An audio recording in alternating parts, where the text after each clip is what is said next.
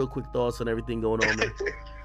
Well, as DJ Head was saying, we did a little test pilot today, trying to do the daily hip hop debate vibe. Okay. With me, Jeremy Hex from Hip Hop DX, and DJ Head, obviously. So he came with his West Coast hoodie. I wore my Scorpion jacket, and we went at it, man. Wait, you were team Aubrey. I've always team Aubrey, man. Even though the boy might not love me anymore, but number one in my book. But I gotta say, man. So I'll give you the real. Like, this is obviously was taped this morning, so I didn't hear this song that just came out. I actually am very disappointed in this song. I think that Really? Yeah, I just think that like the problem I've had with Drake with this whole thing is that he refuses to view Kendrick as a worthy opponent. He still keeps little broing him like we're in the Club Paradise days. You know what I mean? I just don't think that's the right strategy. I say in the thing that he needs to, deliver bars and go at him. He had at that time before this record came out, he hadn't made even made a record about Kendrick, direct to Kendrick yet. He's all about airing everyone out who's going against him. Obviously, there's a whole movement, and Metro orchestrated a lot of it, right? But I just think he has a thing with Kendrick, and it goes back to even when we did The Crown back in the day, where it's like he views Kanye as the measuring bar. He doesn't get why Kendrick is so big and why people love him so much and the type of music he makes and the success he has. He doesn't connect to it. Well, isn't it like mutual? It doesn't feel like Kendrick. Like, if I'm listening to Kendrick's I think a lot of people don't like Drake, but they all respect him. You can't not respect the boy because of what he's done. Do you think Kendrick respects him? Huh? Do you think Kendrick respects him? Because I'm listening to Kendrick. I think he respects him. I think he does. I think, and I also don't buy the narrative when people always say, "Well, we just want the Drake that sings and not the Drake that raps." I think people love some of those AM/PM records too. Like, you know what I mean? Like, I hate when they say that whole he needs to just sing type shit. I think that's bullshit. Also, I think that we hear Drake barring people up. Drake is a great rapper. Kendrick is a great rapper. So yeah, if Drake does a great AM/PM song, whatever the fuck, I think Kendrick acknowledges that that's a great record and enjoys it. I think a lot of some of Kendrick's content, like a Mr. Morale, To Pimp a Butterfly, I don't think Drake necessarily connects to it. I mean, this is all my opinion. You know what I'm saying? Hey, hold on. I'm sorry. Hey, real quick for everybody who's watching, I see some comments saying, "Who is this?"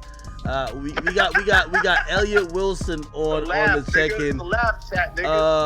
Literally, pretty much, if we're gonna really think about journalism and hip hop, he's probably the GOAT. Like, the OGs of OGs, a guy who, again, his hip-hop knowledge and also credentials and what he's actually done. Probably also the guy, even contemporary-wise, that probably has the most Drake conversations. The greatest Drake interview maker. That's me, baby. Well, I think you've had the most Drake interviews, if we really on a cumulative level as well, and also until I fucked that up, Ack. Until I fucked it up, Big Ack. I messed it up. Well, listen, no one's got one since then, so we don't know. You can't fuck. You can't fuck up something that's not existent. But okay, all right. Two things that I do want to kind of throw back to you. So a lot of people accuse me. They're like, "Yo, Ack, you're like Team Drake, and you're like biased." And I've told people like that's my favorite rapper, right? You know what I mean? I can imagine it was probably difficult for you to cover certain shit coming up when Jay-Z is like Jay-Z's been the favorite for a lot of people, right? And yeah, exactly. What I've said in response is that, I think a lot of media, and you're an OG of the OGs. And by the way, if you guys don't know, I'm not on Everyday Struggle without my man, Elliot Wilson. Elliot Wilson has shown me nothing but love. And I crowned you number one in hip hop media today. I gave you the crown. You saw that, right? Hey, listen, I've seen you're number one. You're number one. Say it with your chest. And I love Mouse, but you're number one right now. You got it. You're number one. Hey, listen, I've realized that, and not as me being number one. I've realized that the platform and what it means in this issue, I feel is bigger than me, and I'm not. I won't take this moment to gloat or anything else.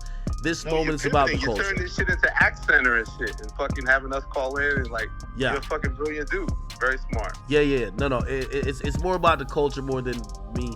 I get on my big ass shit when necessary, but I do know. Dog Wildin', sorry.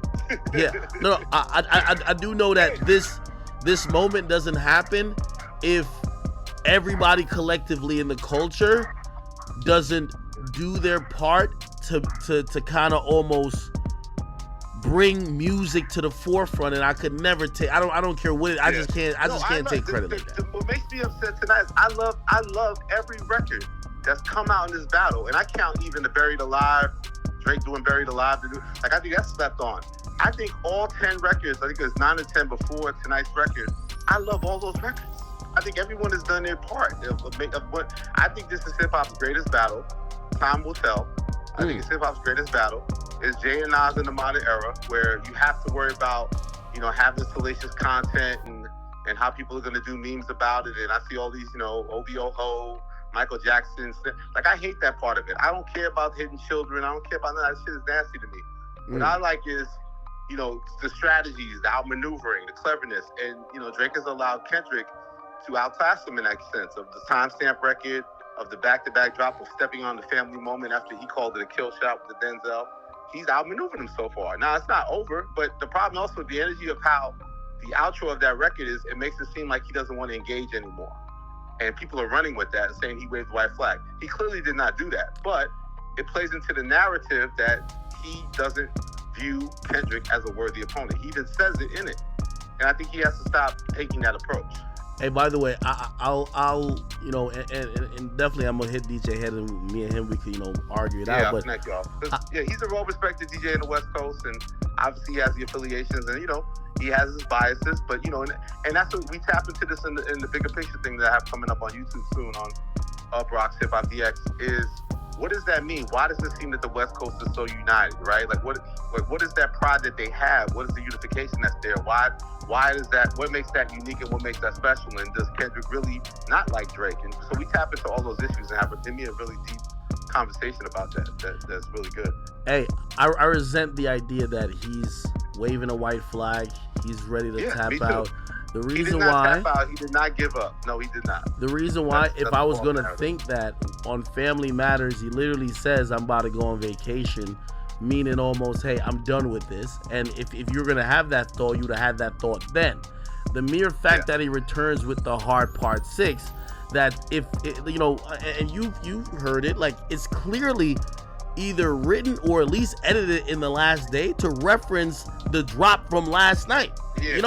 So I think Joe Budden jumped on revealed it in a sense, like I'm sure they had certain ideas of what they wanted to do, and then you can go in and tweak a couple of bars, right, to make it more relevant. Like the skeleton of the track was already cooked up. There's no way Meet the Grams was cooked up like immediately after that record came out. He had that. He had the information. And, then you tweak certain lines to show that you're really literally responding to the record before, which is brilliant. There's nothing wrong with that. That's MCing. That's craftsmanship. Like, each guy challenged each other and took time off. And, you gave them a clock, you gave everybody a clock, and then people eventually respond. So that, all of that is great. And again, I loved every move of this battle so far until tonight. I just didn't like this move tonight.